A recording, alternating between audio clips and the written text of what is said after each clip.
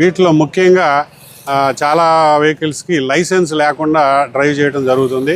కాబట్టి లైసెన్స్కే ఇప్పుడు సుమారు 5,000 రూపాయలు ఫైన్ ఉంది. ఇన్సూరెన్స్ లేకపోతే 2,000, హెల్మెట్ లేకపోతే 1,000 రూపాయలు, అలాగే పొల్యూషను 1,500, మొత్తం 9,500. అంటే డాక్యుమెంట్లు ఏది లేకపోతే సుమారు 9,500 కట్టాలి. అలాగే మైనర్ కనుక డ్రైవ్ చేస్తే ఇంకో 5,000, 14,500. ఒకవేళ మైనర్ డ్రైవ్ చేస్తూ కనుక మాకు పట్టుబడితే సుమారు కోర్టుకు పెడతాము. మేము 14,500 విధించి పోలీస్ స్టేషన్లో జప్తు చేయడం జరుగుతుంది.